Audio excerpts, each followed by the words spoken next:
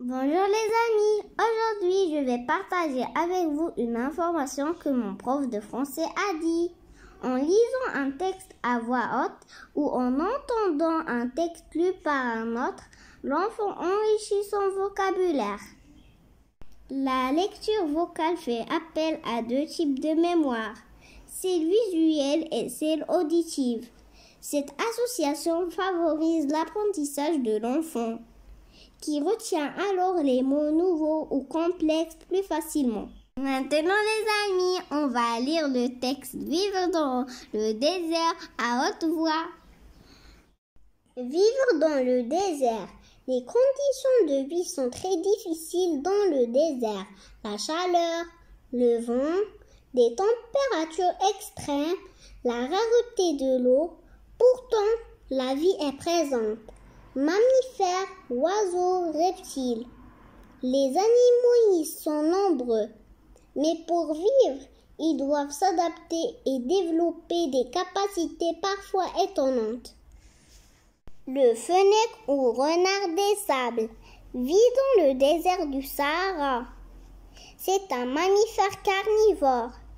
Ses grands oreilles lui permettent de repérer ses proies même la nuit. Des poils sous ses pattes lui permettent de ne pas s'enfoncer dans le sable et de se protéger de sa chaleur. Il ne sort qu'au crépuscule et peut rester longtemps sans boire. Il creuse des terriers pour se protéger de la chaleur ou se cacher. Le grand-duc Ascalaphe est un rapace.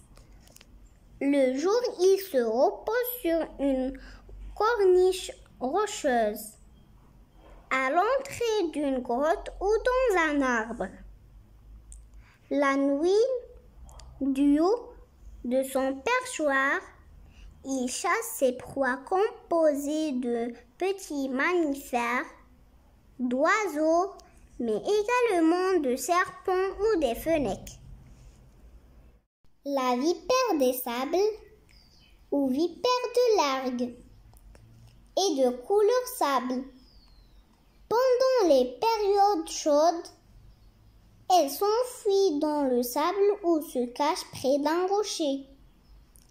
Elle se déplace surtout la nuit pour rechercher ses proies, petits lézards ou souris. La gerboise du désert est un petit rongeur.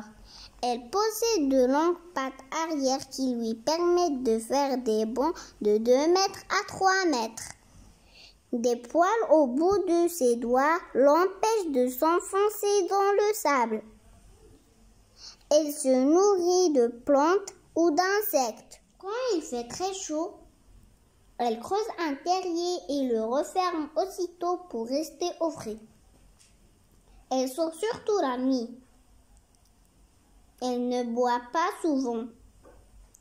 Elle trouve l'eau dont elle a besoin dans les plantes ou animaux qu'elle mange.